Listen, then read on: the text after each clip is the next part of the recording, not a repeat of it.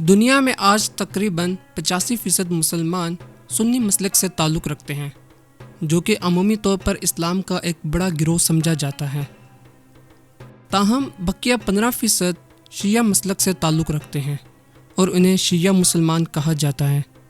شیعہ ایران اور عراق جیسے ممالک میں اکثریت میں موجود ہیں، جبکہ دیگر مسلمان ممالک میں بھی ان کی قابل ذکر اقلیت موجود ہے۔ اس ویڈیو میں ہم شیعہ اور سنی فرقے کے اختلاف کا مختصر سا جائزہ لیں گے اور شیعہ اماموں کے شجر نسب کے بارے میں بات کریں گے، جس کی وجہ سے مزید تقسیمات وجود میں آئیں، اور آخر میں ہم حضرت علی کے ایک اور بیٹے جو کہ حضرت فاطمہ کی اولاد سے نہیں تھے، ان کی امامت کے بارے میں بھی بات کریں گے۔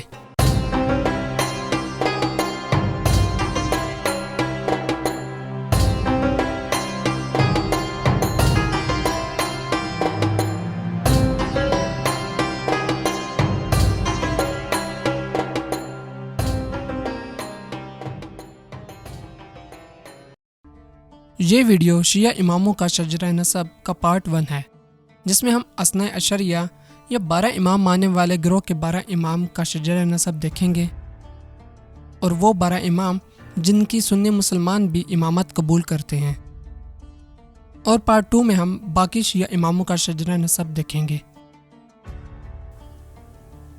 سنیوں اور شیعوں کے درمیان اصل اختلاف سیاسی تھا، نہ کہ مذہبی۔ اس فرق کے ابتدائی دور کی تاریخ سمجھانے کے لیے میں مسلم رائل فیملیز ٹری چارٹ یا مسلمان شاہی خاندانوں کا شجرہ کا چارٹ استعمال کروں گا۔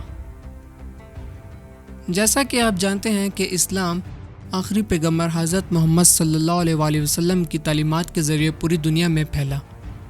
جب آپ صلی اللہ علیہ وآلہ وسلم کا انتقال 632 عیسوی میں ہوا تو آپ ایک وسیع سلطنت چھوڑ کر چلے گئے، جو بیشتر عرب پر حکمرانی کرتی تھی۔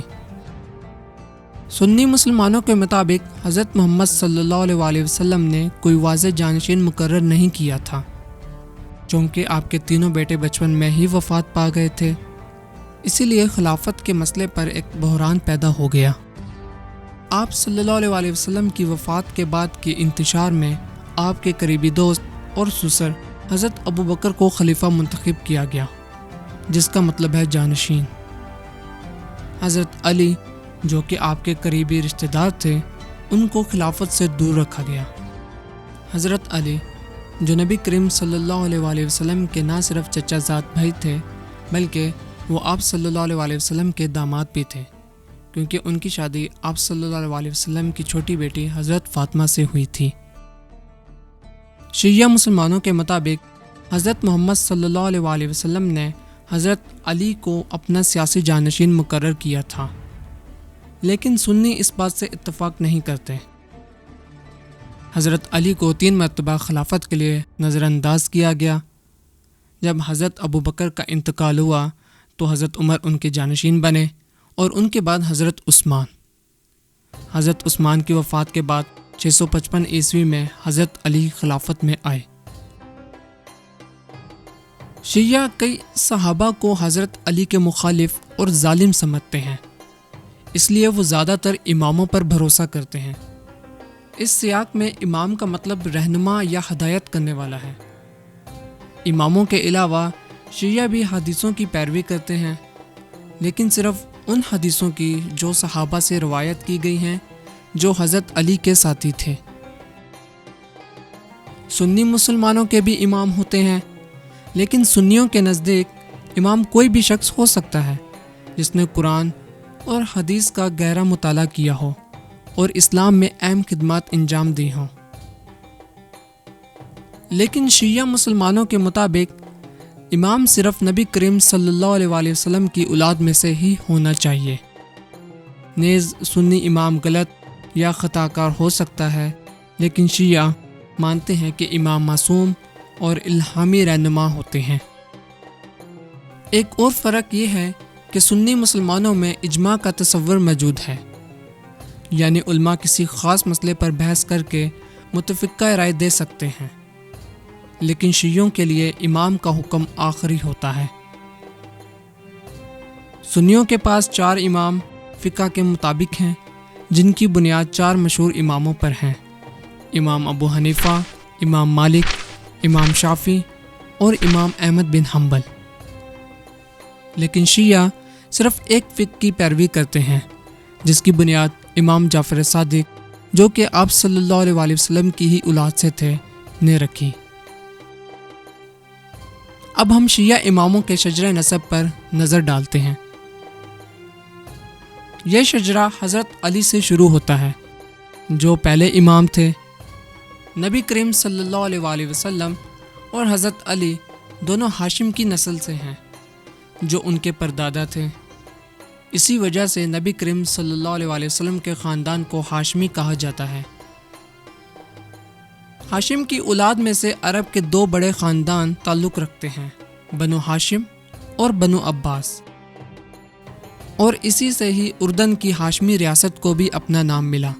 اردن کے حکمران خاندان حضرت محمد صلی اللہ علیہ وآلہ وسلم کی نسل سے ہونے کا دعویٰ کرتے ہیں اور حضرت حسن کی نسل سے تعلق رکھتے ہیں۔ حضرت علی کی آپ صلی اللہ علیہ وآلہ وسلم کی بیٹی حضرت فاطمہ سے شادی ہوئی، جن سے ان کے دو بیٹے ہوئے، حضرت حسن اور حضرت حسین۔ حضرت علی کو 3 مرتبہ خلافت کے لیے نظر انداز کیا گیا۔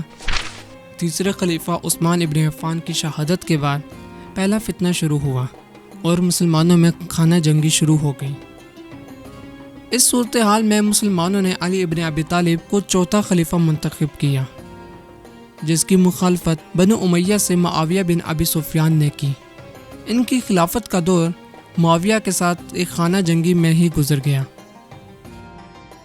پہلے امام علی ابن ابی طالب کو عبد الرحمن ابن ملجم نامی شخص نے 661 عیسوی میں مسجد کوفہ میں شہید کر دیا، اور ان کے بڑے بیٹے حضرت حسن دوسرے امام بنے۔ اگرچہ کچھ لوگوں نے انہیں حضرت علی کی شہادت کے بعد اگلا خلیفہ کے طور پر تسلیم کیا، لیکن امام حسن نے خود خلافت کا عہدہ چھوڑ دیا اور خانہ جنگی کو ختم کرنے کے لیے معاویہ کو خلیفہ تسلیم کر لیا اور بنو امیہ سے معاہدہ کر لیا۔ اس کے نتیجے میں بنو امیہ کا دور حکومت شروع ہوا۔ امام حسن کے معاویہ سے کیے گئے اس معاہدے کو صلح حسن کا نام دیا گیا، کیونکہ اس معاہدے سے مسلمانوں کے درمیان خانہ جنگی کا خاتمہ ہوا، اور اس معاہدے کے مطابق معاویہ بن ابی سفیان اگلا خلیفہ خود منتخب نہیں کریں گے، بلکہ اگلا خلیفہ مسلمانوں کی اجتماعی رائے سے منتخب کیا جائے گا، جیسا کہ خلفائے راشدین کے دور میں کیا جاتا تھا۔ اس کے بعد امام حسن زیادہ تر سیاسی زندگی سے دور ہو گئے، یہاں تک کہ انہیں 670 عیسوی میں زہر دے کر شہید کر دیا گیا۔ شیعوں کا ماننا ہے کہ یہ زہر انہیں معاویہ نے دیا تھا، کیونکہ وہ امام حسن سے کیے گئے معاہدے کو توڑ کر اپنے بیٹے یزید کو خلیفہ منتخب کرنا چاہتے تھے، جو کہ امام حسن کی زندگی میں کرنا ناممکن تھا۔ اس کے بعد الحسین تیسرے امام بنے۔ امام حسین اپنے بھائی کی نسبت سیاسی زندگی میں زیادہ دلچسپی رکھتے تھے۔ جب معاویہ 680 عیسوی میں فوت ہوئے تو امام حسین اسلامی خلافت کی سیاسی کشمکش میں آ گئے۔ معاویہ نے اپنے بیٹے یزید کو اپنا جانشین منتخب کیا، جو کہ خلیفہ کی پہلی وراثتی تقرری تھی۔ یہ اقدام انتہائی غیر اسلامی سمجھا گیا، کیونکہ اس کے نتیجے میں ایک رسمی سلطنت اموی سلطنت کی بنیاد رکھی گئی۔ امام حسین نے معاویہ کے بیٹے یزید کی بیعت کرنے سے انکار کر دیا، جس کے نتیجے میں 680 عیسوی میں امام حسین اور ان کے خاندان کو کربلا کی جنگ میں شہید کر دیا گیا، اور یہ واقعہ آج بھی پوری اسلامی دنیا میں غم سے منایا جاتا ہے، اور امام حسین کو ایک عظیم معصوم شہید کے طور پر خراج عقیدت پیش کیا جاتا ہے۔ کربلا کی جنگ میں زندہ بچ جانے والے امام حسین کے بیٹے علی زین العابدین بھی شامل تھے، جو چوتھے امام بنے۔ وہ ان اماموں میں سے آخری امام ہیں جنہیں تمام شیعہ امام سمجھتے ہیں۔ اس مقام پر امام اکثریت میں سیاسی زندگی سے علیحدہ ہو گئے۔ انہوں نے مدینہ اور مکہ میں پرسکون زندگی گزاری اور اپنی تعلیمات اپنے شاگردوں تک پہنچائی، جنہوں نے بالآخر شیعہ عقیدے کی تشکیل دی۔ امام علی زین العابدین کی موت یا تو فطری وجہ سے ہوئی یا جیسا کہ شیعوں کا ماننا ہے کہ انہیں اموی حکمران الولید یا شاید اس کے بھائی حشام کے اکسانے پر زہر دیا گیا تھا۔ امام علی زین العابدین کے انتقال کے بعد شیعوں میں پہلا فرقہ واریت کا آغاز ہوا۔ ایک گروہ جنہوں نے زید ابن علی کو 5واں امام تسلیم کیا۔ زید نے اموی خلافت کے خلاف بغاوت کی اور انہیں شہید کر دیا گیا، مگر انہیں زیدی شیعوں کے نزدیک آج بھی ایک جائز خلیفہ اور امام سمجھا جاتا ہے۔ زید ایک جنگجو جو 12 اماموں کے برعکس پرسکون سے صبر اور تعلیم کی زندگی گزارنے کے بجائے اموی خلافت کا خاتمہ کرنا چاہتے تھے۔ حقیقت میں آج بھی آپ زیدیوں میں حق کے لیے لڑنے کا یہ جذبہ دیکھ سکتے ہیں۔ انہوں نے پوری اسلامی دنیا میں مختلف سلطنتیں قائم کی، بنیادی طور پر شمالی ایران، مراکش اور یمن جیسے علاقوں میں۔ وہ آج بھی یمن میں بڑی تعداد میں پائے جاتے ہیں۔ در حقیقت حوثی تحریک جو یمن کی خانہ جنگی میں ایک اہم کھلاڑی ہے، بنیادی طور پر ایک زیدی گروپ ہے۔ دوسرے شیعہ گروہ نے علی زین العابدین کے دوسرے بیٹے محمد الباقر کو 5واں امام تسلیم کیا۔ محمد الباقر نے مدینہ میں ایک پرسکون زندگی گزاری اور 732 عیسوی میں وفات پائی۔ ان کے بعد ان کے بیٹے جعفر الصادق چھٹے امام بنے۔ امام جعفر الصادق اس وقت کے دوران زندہ رہے جب اقتدار اموی خاندان سے عباسی خاندان کی طرف منتقل ہوا، اور یہ وہی دور تھا جب مختلف سنی مکاتب فقہ نے ترقی کی۔ نتیجتاً انہوں نے اپنا ایک فقہ تیار کیا جسے جعفری فقہ کہا جاتا ہے۔ یہ کہنا غلط نہیں ہوگا کہ جعفر الصادق حسین ابن علی کے بعد سب سے زیادہ با اثر امام تھے۔ اس کی وجہ یہ ہے کہ نہ صرف زیادہ تر شیعہ ان کے فقہ کے قوانین کی پیروی کرتے ہیں، بلکہ وہ سنیوں میں بھی عزت و احترام کے حامل ہیں۔ امام جعفر الصادق 2 سنی مکاتب فقہ کے بانیوں یعنی ابو حنیفہ اور مالک ابن انس کے بھی استاد تھے۔ امام ابو حنیفہ نے حنفی مکتب فقہ کی بنیاد رکھی اور امام مالک نے مالکی مکتب فقہ کی بنیاد رکھی۔ امام جعفر الصادق کے بہت سے پیروکاروں نے اپنے اپنے صوفی احکامات کی بنیاد رکھی۔ صوفی اسلام کا ایک روحانی پہلو ہے۔ یہ حقیقت میں ایک علیحدہ شاخ نہیں ہے، کیونکہ صوفی دونوں شیعوں اور سنیوں میں پائے جاتے ہیں۔ بہرحال امام جعفر الصادق ایک معروف حدیث راوی بھی تھے اور بہت سے سائنسی کام بھی ان سے منسوب کیے جاتے ہیں۔ ان کی وفات 765 عیسوی میں ہوئی۔ امام جعفر الصادق کی موت نے اور بہت سے فرقوں کی بنیاد رکھی۔ کہا جاتا ہے کہ انہوں نے اپنی زندگی میں ہی اپنے بیٹے اسماعیل کو اپنا جانشین قرار دیا تھا، تاہم اسماعیل اپنی زندگی میں ہی انتقال کر گئے۔ اس وجہ سے جانشینی کے بارے میں سوال اٹھایا گیا۔ بہت سے لوگوں کا خیال تھا کہ اگلا جانشین ان کے دوسرے بیٹے موسیٰ الکاظم کو ہونا چاہیے، لیکن دوسروں کا خیال تھا کہ امام معصوم ہیں اور اس لیے جانشینی اسماعیل سے اسماعیل کی اولاد میں منتقل ہونی چاہیے۔ جو لوگ موسیٰ کی پیروی کرتے تھے، جنہیں بعد میں موسیٰ الکاظم کے نام سے جانا گیا، انہیں 12 اماموں کے پیروکار کہا جانے لگا، جبکہ اسماعیل اور ان کے بیٹے محمد کے پیروکاروں کو اسماعیلیوں کے نام سے جانا گیا۔ امام موسیٰ الکاظم کے زمانے میں عباسیوں نے حضرت علی کی نسل، جنہیں علوی کہتے ہیں، پر دباؤ ڈالنے کا فیصلہ کیا، کیونکہ ایک علوی محمد النفس الزکیہ کی قیادت میں بغاوت ہوئی تھی۔ وہ دوسرے امام حسن ابن علی کی اولاد میں سے تھے۔ اس کے نتیجے میں عباسیوں اور علویوں کے درمیان تعلقات شدید خراب ہو گئے۔ امام موسیٰ الکاظم کو دوسرے علویوں کے ساتھ اس کی قیمت چکانی پڑی۔ امام موسیٰ نے طویل عرصہ بغداد میں قید میں گزارا۔ ٹویلرز اور اثناء عشریہ کے مطابق تمام 12 اماموں کو قتل کر دیا گیا تھا۔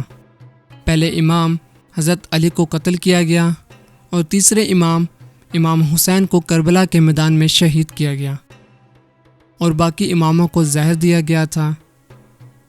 مثال کے طور پر کہا جاتا ہے کہ امام موسیٰ الکاظم کو عباسی خلیفہ ہارون نے طویل عرصہ بغداد کی جیل میں قید رکھا اور بعد میں زہر دے کر مار دیا۔ امام موسیٰ الکاظم کے بعد ان کے بیٹے علی الرضا اگلے امام بنے۔ اس وقت عباسی خلیفہ المامون نے علویوں اور عباسیوں کے درمیان تعلقات کو بحال کرنے کی کوشش کی۔ المامون نے امام علی الرضا کو اپنا جانشین قرار دیا اور یہاں تک کہ اپنی ایک بیٹی سے ان کی شادی بھی کر دی۔ تاہم امام علی الرضا خلیفہ سے پہلے انتقال کر گئے۔ امام علی الرضا کی وفات پر بھی شیعوں کا دعویٰ ہے کہ انہیں زہر دیا گیا تھا۔ اگلے 3 اماموں نے عباسیوں کے ساتھ مختلف درجات کے تعلقات کے ساتھ کافی پرسکون زندگی گزاری۔ 874 عیسوی میں امام حسن العسکری کی وفات پر 12 اماموں کے پیروکاروں کو ایک اور جانشینی کا بحران پیش آیا۔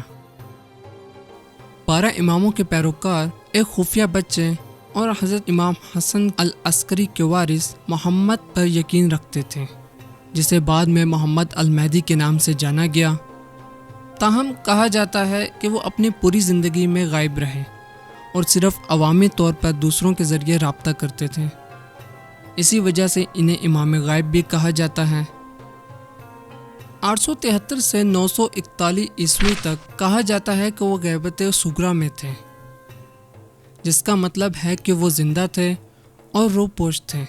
تاہم 941 عیسوی میں ان کے بارے میں کہا جاتا ہے کہ وہ غیبت کبریٰ میں چلے گئے، جس کا مطلب ہے کہ وہ اللہ کی مرضی سے زندہ ہیں اور ان کی زندگی طویل کر دی گئی ہے، لیکن وہ سب سے پوشیدہ ہیں اور کوئی رابطہ نہیں کرتے۔ 12 اماموں کے پیروکار مانتے ہیں کہ وہ وقت قریب غیبت کبریٰ سے واپس آئیں گے۔ یہی وجہ ہے کہ انہیں المہدی کا لقب دیا گیا ہے۔ المہدی ایک مسیح شخصیت ہے جس کے قیامت کے قریب ظہور ہونے کی پیشگوئی حضرت محمد صلی اللہ علیہ وسلم نے کی ہے۔ تاریخ میں مختلف لوگوں نے مہدی ہونے کا دعویٰ کیا ہے۔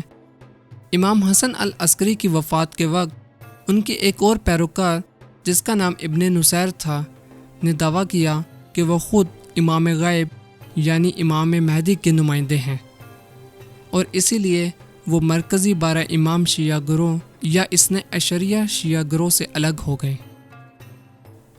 انہیں اثنا عشریہ شیعہ علماء نے خارج کر دیا اور اس وجہ سے انہوں نے علوی فرقے کی بنیاد رکھی، جو کہ شیعوں کا ایک بہت خفیہ فرقہ ہے جو زیادہ تر شام میں ہی پایا جاتا ہے۔ تو یہ تھا شیعہ خاندانوں کا شجرہ نسب۔ ہم اگلی ویڈیوز میں حضرت علی کے بیٹے امام حسن اور امام حسین کی اولاد کا بھی شجرہ نسب دیکھیں گے اور ایسے بہت سے مسلم خاندانوں کا شجرہ نسب دیکھیں گے۔ تو یاد رکھیں، سبسکرائب کرنا نہ بھولیں، ویڈیو اچھی لگی ہو تو لائک کریں اور شیئر کریں، نیچے کمنٹس میں اپنی قیمتی رائے کا اظہار ضرور کریں۔ شکریہ۔